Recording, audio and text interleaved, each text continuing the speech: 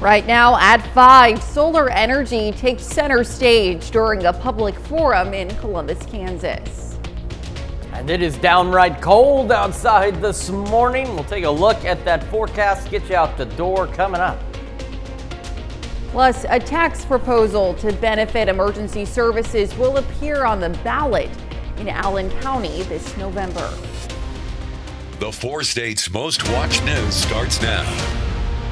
Well, good morning and welcome to the KOAM Morning News. It's 5 a.m. I'm Elise Snowy. I'm Chris Warner. It is now Wednesday, October the 16th. A very happy Wednesday to everybody out there. And I found my coat. I found it, and I'm very excited and very glad that I did find it yesterday, because you are absolutely going to need a coat because it is gosh darn ridiculously cold outside. I don't know how you're wearing a sleeveless outfit right now. Like, it's cold in here. It's TV magic. It's cold outside. It is cold everywhere. But well, we knew it was coming and finally got here. I mean, it's only about time. Now, it shouldn't be this cold, but still, at least it's starting to feel a little more like October. Let's take a quick look outside, shall we, with our camera in downtown Pittsburgh. And again, this is where we're in that season now, you know, when we're really hot and then we get really cold. It doesn't look like it out there, but it absolutely is. Our camera 7th and range line looking good as well. We do have clear skies across the region, not bad. From MoDOT camera at 20th and range line in Joplin as well. And we'll head over to the KDOT camera, 69 East 520th Avenue, just south of Pittsburgh. Yes, I broke out the Mr. Rogers sweater because it is cold. It's cold in here, it's cold outside, it's cold everywhere, and we still have the freeze warnings. These will continue for most of us through about 9 o'clock this morning, and then they'll go away. And then, of course, the freeze warnings are in place because, well, we've got temperatures at or even below freezing in some cases. Heading into the afternoon with the cold start, it will be a slow warm-up, and this is going to be almost more like a summer type warm up out there. In the summertime, we reach our peak heating later in the afternoon, early evening. That's how today will be as well. We won't actually make our highs until much later today, where we're only looking to be upper 50s, low 60s out there. And we've got another cold night ahead of us. Quick look at those cold temperatures. 32 in Joplin, 30 in Pittsburgh right now and around the region. Some of us not significantly cooler than yesterday, others upwards of 15 degrees colder than where we were 24 hours ago. We take a look at these temperatures out here though. We've got low, mid, and upper 30s across the region. So again, just a very cold start to the day. And take a look at Neodesha, sitting at 29 degrees. So kids getting on the bus today, they're going to want that coat. They're going to want to dress with something warm, as we're going to be right around freezing, clear skies, and a calm wind. At least the wind will be calm, no major wind chills to worry about.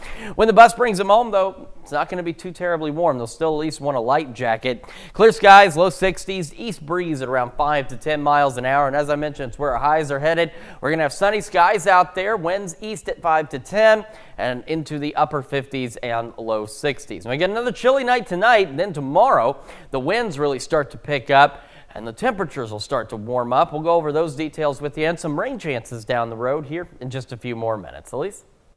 All right. Thanks, Chris. We'll see you soon. Well, there's a plea agreement in a Southeast Kansas murder case where a man and woman are both charged. Clint Nebarger of Parsons, Kansas, yesterday pled guilty to amended charges in the shooting death last year of Dakota Patton.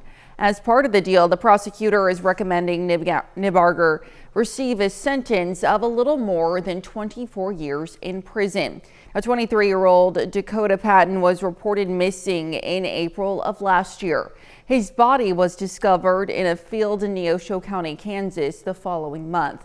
According to court documents, Clint Nebarger was reportedly the last known person to see Patton alive, arguing with him at a gas station over a woman. While Patton was missing, Clint and Kimberly Thomas got married and then they traveled to Missouri for their honeymoon. That's where police arrested them both, and authorities originally charged them both with first-degree murder and conspiracy to commit murder. Kimberly is scheduled to appear in court for a hearing later today. Well, a federal judge yesterday formally sentenced a Pineville, Missouri woman in connection with the murder of a pregnant woman in October of 2022. Amber Waterman will spend the rest of her life in prison without parole for kidnapping and killing a pregnant Arkansas woman and her victim's unborn child. Back in July, Waterman pled guilty to 1 count of kidnapping resulting in death and 1 count thereby causing the death of a child in utero. On October 31st, 2022, Waterman kidnapped and abducted Ashley Bush, driving her from Maysville, Arkansas to the Waterman residence in Pineville, Missouri. Later that day, first responders reported to an emergency call of a baby who was not breathing. Now, Waterman claimed that she had given birth to the child in the truck while on the way to the hospital. She later admitted the child was Bush's child, who died in utero. She also admitted to kidnapping Bush in order to claim her unborn child. An autopsy indicated that Bush died as a result of penetrating trauma of the torso, and her death was classified as a homicide.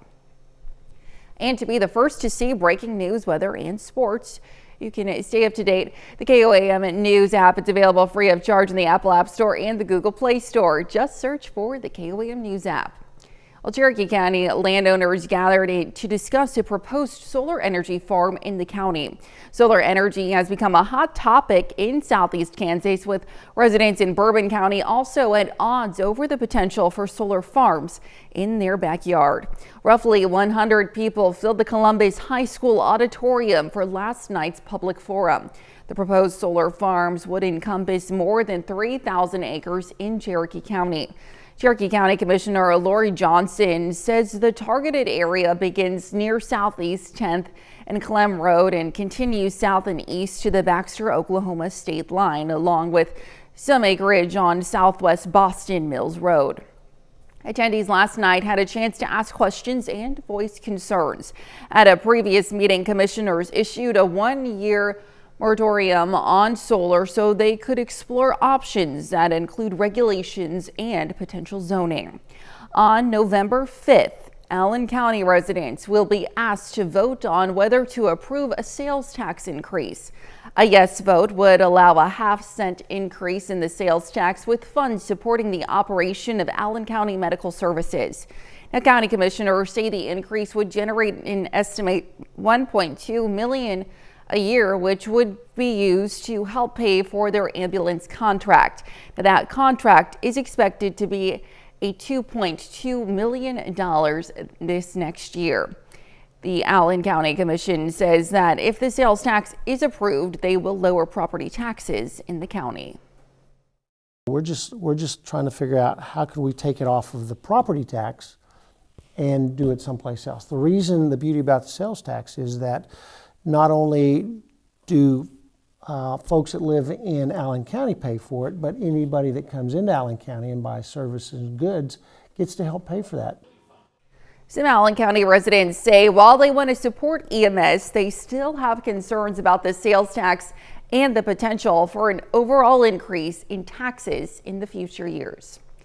Well, a couple of candidates running for state office stopped in southwest Missouri yesterday. Missouri State Treasurer Vivek Malik, candidate for Secretary of State Dennis Hoskins, and candidate for Lieutenant Governor Dave Wassinger visited the Jasper County Republican headquarters to try and drum up support for Amendment 7. Now, Amendment 7 is the only citizens vote and only vote once amendment. We are not against illegal immigration. We want people to come to the United States, find their own American dream, become prosperous, and live a happy life. All we ask is that you come into this country legally, and if you have come into this country legally and you are a non-citizen, we just ask that you complete the process, become a citizen so that you can vote and participate in the process. For more information on Amendment 7 and other election topics you may see on the ballot, you can go to our website, KOAMnewsnow.com/elections. And that's a look at this morning's top stories and weather in our first 7 minutes, coming up on the KOAM Morning News. New heights in Diamond face off on the volleyball court. We'll have those details. Plus, new furniture arrives at the Notre Dame Cathedral ahead of its official reopening. And we have a cool and sunny day today. We'll have what to expect with Chris Warner in the Skywatch Weather Center. You're watching the KOAM Morning News. We'll be right back.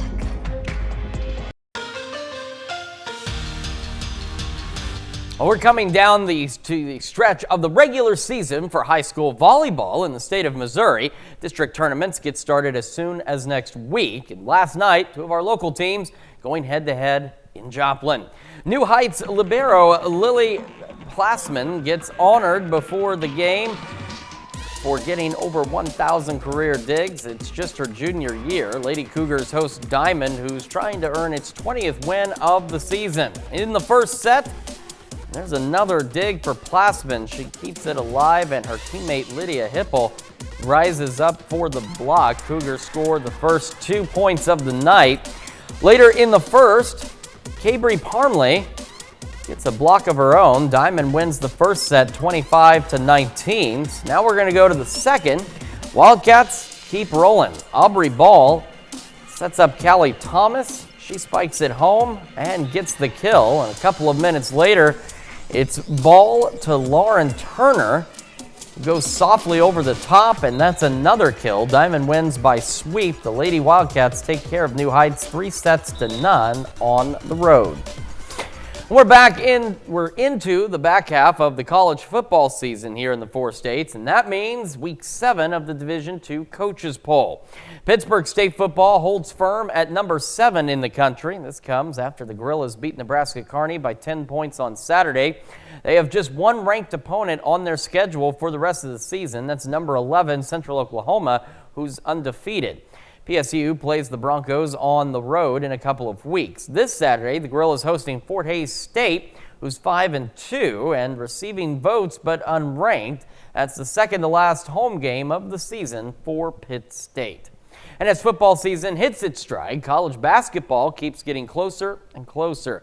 Monday, we got to look at the preseason top 25 for men's college hoops. Yesterday, the women's preseason poll gets released. Not much of a surprise at the top of the poll. Defending national champion South Carolina sits at number 1 in the nation with 27 of the 30 first-place votes.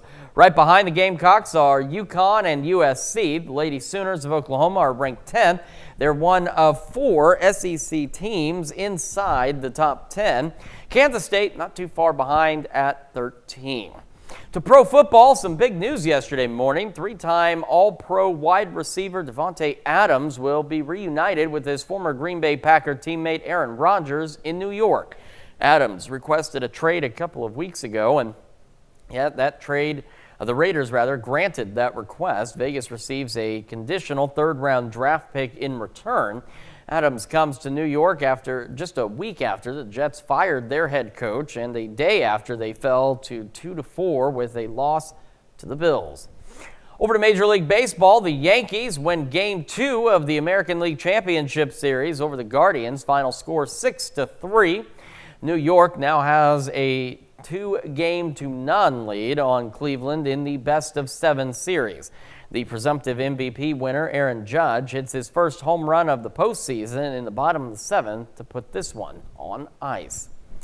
Still to come, we're going to hear why a new study suggests that common heart conditions could raise the risk of dementia. Plus, it is very cold as we start this Wednesday. It will eventually warm up. Details when we come back. Welcome back to the KOAM Morning News, now 5:18 on this Wednesday morning. We have these freeze warnings, of course, across the entire area. These continue through at least 9 o'clock this morning, so that's another hint, too, that's going to be a little bit of a slow warm-up today. But we will warm up, not much more than where we were yesterday, though. Now, something new. We have fire weather watches in our far northern counties in southeast Kansas. These go into effect tomorrow, and that is because as we head into Thursday, the winds are going to pick up out of the south, and they're going to be gusting upwards of 20-25 miles an hour, and with all the dry conditions, that's going to lead to enhanced fire danger. So wouldn't be surprised to see more fire weather watches or potentially red flag warnings go into effect across the area as we get closer to Thursday. As for today, though, we're into the low to mid 50s by noon. afternoon. We'll eventually hit highs around 4 or 5 o'clock into the upper 50s and low 60s with a light easterly breeze. Overnight tonight, it is going to be cold again, but not nearly as cold, but still upper 30s, low 40s out there, so another chilly one.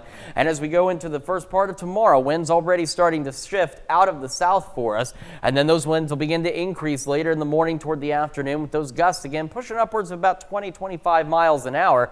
And initially, it's again a little bit of a slow warm up, but we will be warmer by noon tomorrow than we will be by noon today, as we have these temperatures upper 60s, maybe even a couple of low 70s. So we're going to be pushing a little closer to normal by Thursday afternoon.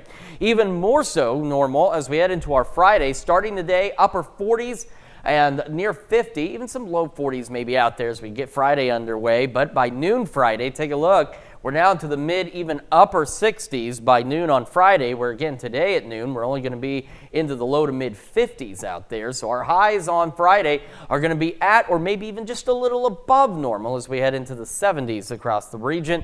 And then that warming trend will continue as we head into the weekend. Right now in Joplin, though, it's 32. The wind is calm, and so it is definitely cold. Skies are clear.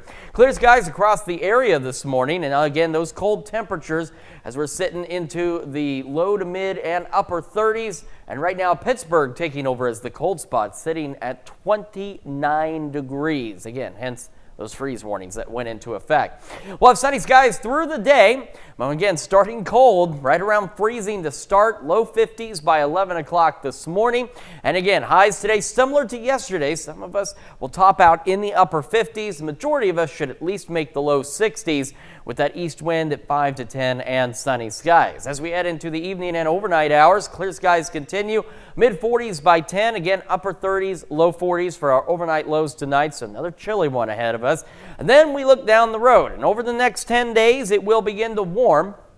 Mid 70s by Friday. So by Friday, we're just a little above normal, as I mentioned. Maple Leaf Parade is Saturday. We're looking to start pretty chilly. You're going to want a jacket, maybe a blanket for the parade itself, as we'll probably be in the upper 40s, maybe some low 50s. But later in the day, throw the jacket in the house, the back of the car, whatever, as we'll be into the upper 70s, near 80 on Sunday. Rain chances are still showing up, and they're still showing up for Monday, so that's good news. It's only a 30% chance, but I'm going to tell you right now, it is better than the 0% chance we've had over the last couple of weeks. We'll continue to warm, though, above normal next week. Low mid 80s out there with maybe some pop-up showers and storms by next Wednesday. That's Check Your Forecast. We will be back with Health Watch right after this. Well, topping Health Watch this morning.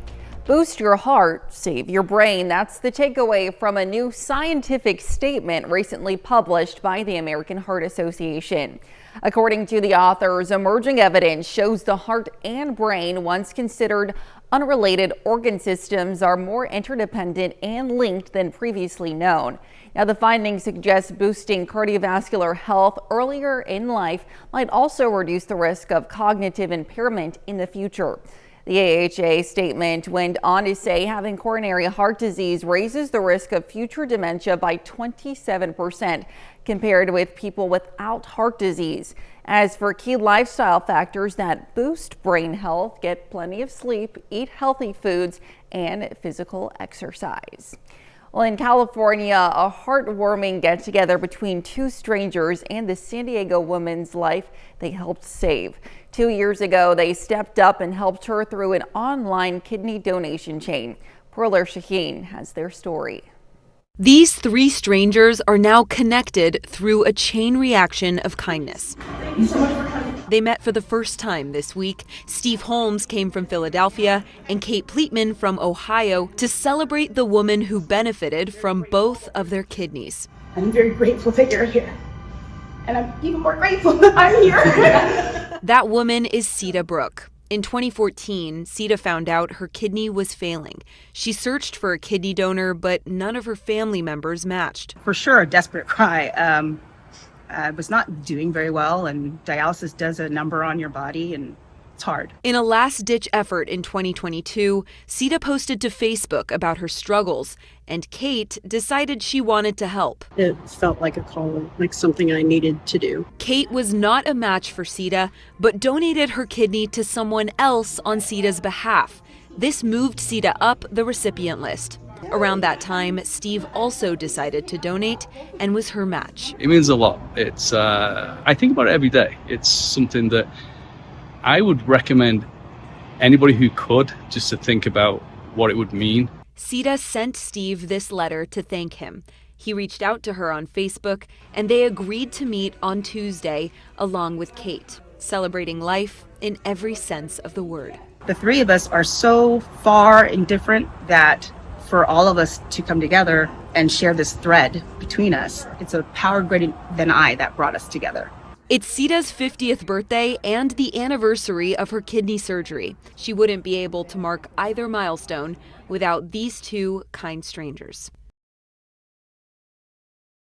To find out if you're qualified to donate, you can visit the National Kidney Registry online. And that's a look at some of today's top health stories. You're watching the KOAM Morning News. And we've got a frigid start to the day out there. It will warm up a little bit this afternoon, and then it gets breezy Thursday. Details on all that when we come back.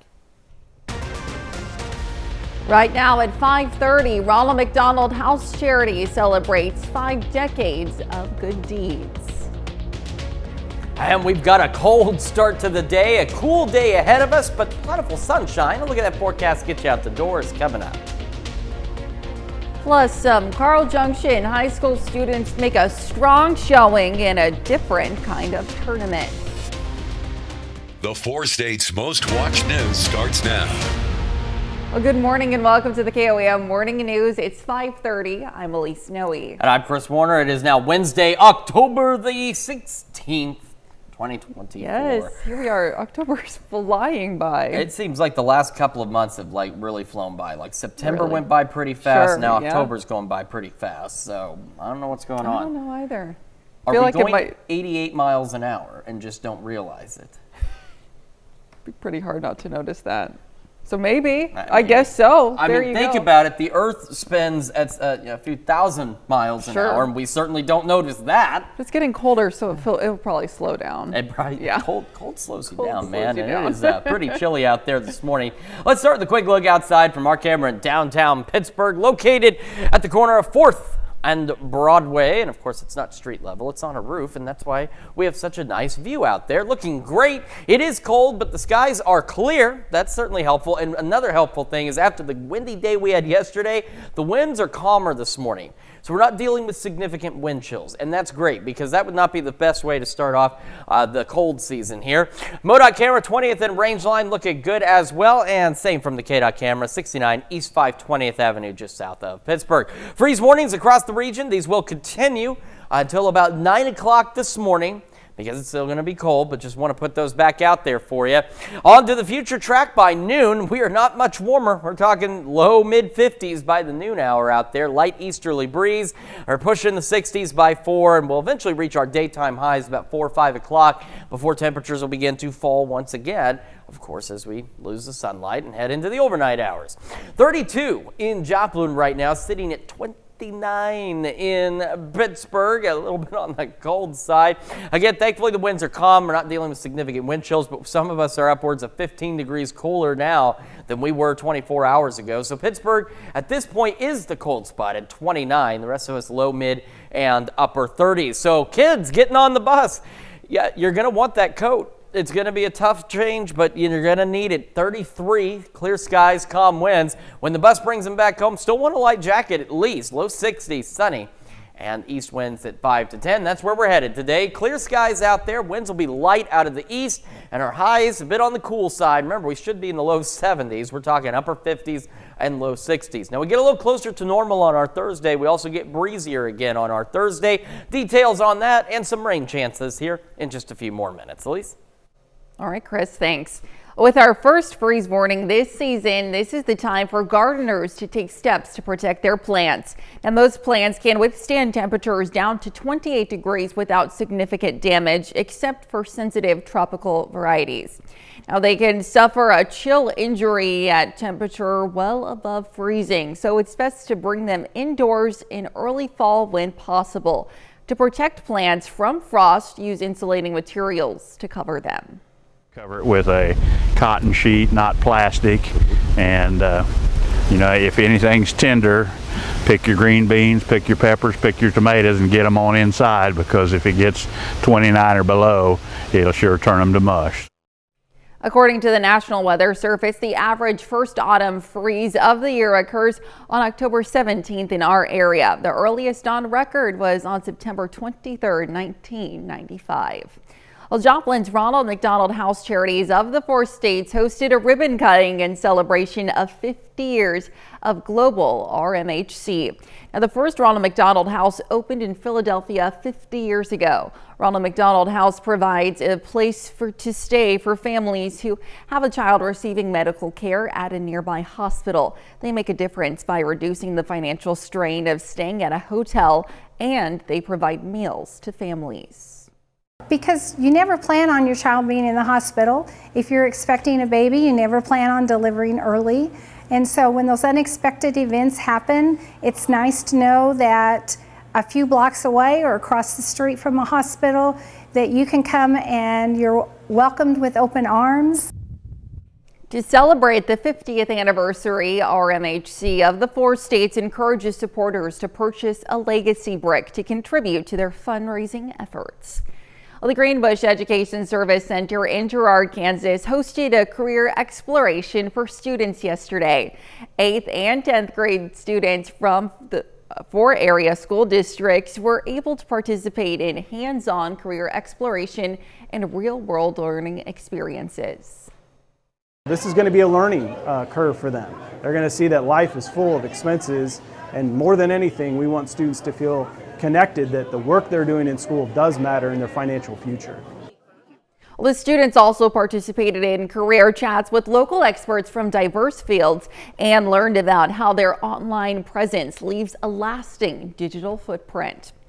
One of the world's largest restored steam locomotives spent the night in Coffeyville. Union Pacific number 4014, also known as Big Boy, is crisscrossing 23 states on the Heartland of America tour, which celebrates 150 years since the beginning of the Union Pacific Railroad. And last night's final stop was Kansas City's Union Station. The Carlisle Junction Marching Band is making enormous footprints in the competition world this fall. The band competed against 16 bands from Missouri and Kansas. They won an impressive top score in 8 categories, including first place overall, best in class, best drum majors, best color guard, and more. And as you can probably guess, the students and faculty worked long days to achieve this success. Well, honestly, I just work with some really great students. I really don't get much pushback from any of them. So it's pretty easy. I say, hey, this is what we're going to do, and then they go do it. And it's worked out really well for us this year. You can see the band yourself in Saturday's Maple Leaf Parade Festival in Carthage. And that's a look at our top news stories coming up this half hour on the KOAM Morning News. The much anticipated Grand Egyptian Museum is set to partially open to the public. Plus, Israel's port city of Haifa saw a wave of 20 Hezbollah rockets. We'll have the latest. You're watching the KOAM Morning News. Topping World Watch, new furniture arrives at the Notre Dame Cathedral ahead of its official reopening. The iconic church was partially destroyed after it caught fire in April of 2019. The cathedral was in need of a new altar after its roof collapsed, causing its spire to crush the original altar. French sculptor and designer Guillaume Bardet created a new altar set out of bronze. He says he chose the material because of its ability to span through the ages, saying, quote, "These pieces had to speak of the immutable." Notre Dame is set to reopen on December 8th and is expected to bring in more than 15 million tourists a year. The much anticipated Grand Egyptian Museum in Cairo is finally set to open to the public. The more than $1 billion project located near the famed Giza pyramids will open as a trial run starting today. Now, the museum will feature 12 halls devoted to 4 areas of history with more than 100,000 artifacts of Egypt's ancient treasures. Now, parts of the site have already been open for limited tours since late 2022. The museum has yet to announce an official opening date, And other parts of the museum, including the King Tut treasure collection, are set to open at later dates. While politicians and diplomats debate, both Israeli soldiers and Hezbollah fighters continue to fight one another. Greg Palcott has this story from Haifa, Israel. No place too distant or too near to be hit by the war here. In a northern Lebanon Christian town, an Israeli attack targeting Hezbollah leaves 21 dead. On a highway in southern Israel, an armed terrorist kills a policeman and wounds others before he's killed.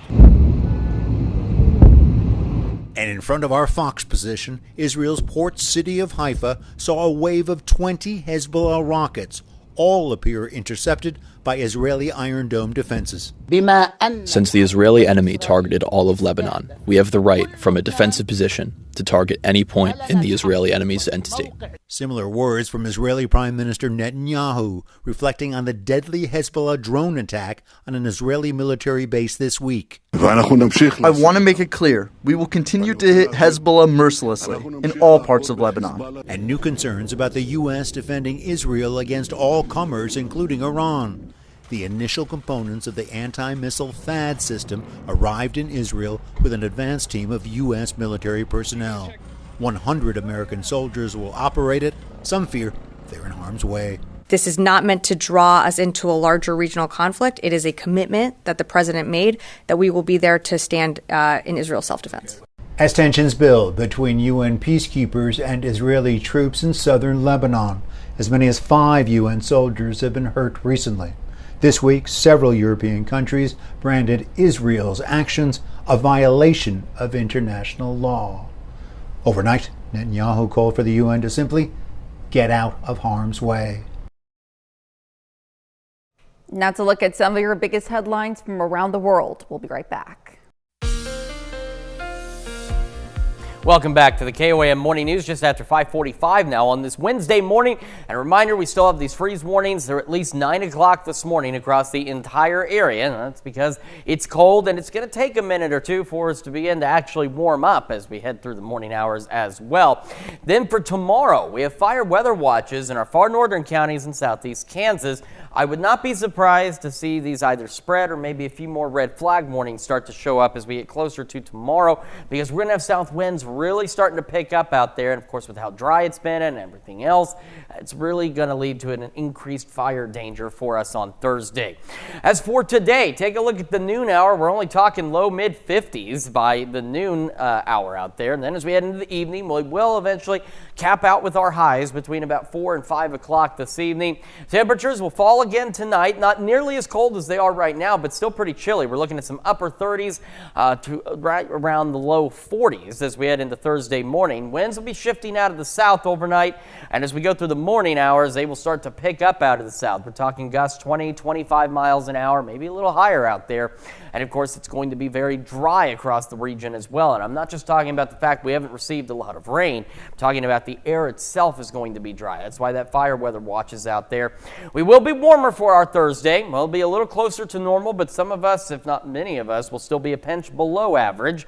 And then we'll head into our Friday now. As we start our day Friday, already warmer. We're in the upper 40s and even a couple of low 50-degree readings out there. And by Friday afternoon, temperatures looking to be at or just a bit above normal. Still breezy winds out of the south, but we'll be right at, or again, maybe a degree or two warmer than average as we head into Friday afternoon. Right now, though, not near average. It is cold, 32 in Joplin. Again, thankfully, the winds are calm, and that's good because we don't have a wind chill to contend with. It's cold enough as it is. We don't need the winds to add to that. Some of us upwards of 15 degrees colder now than we were 24 hours ago. The majority of us low to mid 30s as we get the day started. Again, with Pittsburgh at this point still listing as the cold spot at 29 degrees. But folks like Fort Scott, Stockton, Parsons, Sedan, you're not far behind from tying Pittsburgh for how cold it is this morning. Keep in mind, we had a record low yesterday. Now, we didn't hit the record. I mean, the record low was 32 degrees set back several years ago for yesterday. So we'll see what we do for today. But we're looking to potentially break some record lows, which, again, is just wild because just, 4 or 5 days ago, we were setting record highs across the area. that just goes to show it's truly what they say here. If you don't like the weather in the 4 states, just wait 5 minutes. You'll get all the seasons in a single day sometimes. All right, today though, we're just getting fall. We're going to have low 30s to start, sunny skies, low 50s by 11 o'clock this morning, ahead of our highs, upper 50s and low 60s, so relatively close to what we saw yesterday out there, just minus the winds. We'll have a light east breeze at about 5 to 10 miles an hour. Then we head into this evening, clear skies. No clouds, so no blankets, so temperatures once the sun sets will begin to drop a little faster. Mid-40s by 10. Overnight lows, most of us upper 30s, and a few low 40s will be possible as well. Then we head down the road. Over the next 10 days, it is going to start to warm back up. Again, near 70 tomorrow, breezy. Low to mid-70s Friday, so again, maybe a degree or two above normal for some of us. Now, Maple Leaf Parade is Saturday. We're looking to start the day upper 40s, maybe some low 50s out there, so make sure you dress appropriately. But make sure you can also be cool, because by the afternoon, if you're heading up to the square for any events afterwards, it's going to be warm. Upper 70s, that continues into Sunday. Could still see rain chances on Monday. That still looks promising. Maybe a stray shower storm Wednesday. Unfortunately, the above normal temperatures return back to the low to mid 80s next week.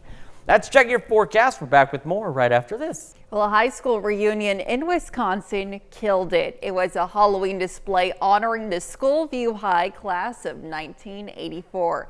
The creator says he was inspired by his own 40th reunion this year. James Groh has this story. It's that time where I get to cover one of my favorite stories I do every year. But first I gotta ask, does this party seem dead to you, or is it just me? The Holy Hill Skeleton Display is back for its 25th year, and it's better than ever. This year, Jimmy Zamzo went with the theme Schoolview High's 40th class reunion. It was inspired by his own 40th high school reunion this year. He graduated in 1984 from Waukesha North. The school actually gave him old jerseys, band uniforms, t-shirts, and more to dress up the skeletons. But despite all those clothes, clearly there was no dress code because they're revealing it all down to their bare bones. One classmate from California out here, I had another classmate from Colorado out here, they all love it. After 40 years, old friends were just dying to catch up. Some of the scenes resemble photos from Jimmy's yearbook, like Joel on the parallel bars or Steve holding the state football championship trophy over his head. He also included the prom king and queen, Kurt and June. I thought, what better way to celebrate, Waukesha North? The display is on the road to Holy Hill Basilica, about 2 miles before the church. He changes the theme every Halloween. Other themes were a tour de school, Till Death Do Us Part, and Surfin' USA. So I was doing some research on the class of '84 for this story, and I found out that they had really high biology scores. They all aced the skeletal system. The reunion even had classmates rekindling old flames. The cheerleaders were really kicking it on stage. Or have they already kicked it? And given this display, it's no surprise Jimmy has a lot of skeletons in his closet. I think I'm over 300 now. While his design changes every year, 2 things remain the same. He always incorporates a skeleton Donald Driver, and then there's the Rainbow Bridge, which honors pets who have passed away. You just see the kids just love the different animals and stuff like that, so I kept doing that. And then I had other people reach out to me asking if they could put pictures of their pets that they lost on the bridge. The reunion was a bona fide success. You can check out this display through the first week of November. Definitely quite the display there. We'll stick around. We'll be right back. Well, a rare Anoa calf has been born at the United Kingdom's Chester Zoo. The zoo's newest addition, Kazimbar, is thriving after her birth in September. She's seen running around her mother in new footage released by the zoo. The endangered Anoa calves are the world's smallest specific of wild cattle, but they can only be found in forest and swamps on an Indonesian island. Officials believe that there are only 2,500 of Anoas left in the wild, and they predict that number is dropping. Well, it's time to celebrate fur balls, curiosity, and all things feline related because today is Global Cat Day. It's observed every year on October 16th. Now, cats enrich our lives as pets in so many ways that we really don't need an excuse to celebrate them. But Global Cat Day also offers a chance to raise awareness about non-lethal feline management programs in the U.S. Now, that's important because cats face a particularly high rate of euthanasia. Traditional shelter and adoption programs are one solution to this, but there are others as well, such as trap, neuter, and release, or TNR.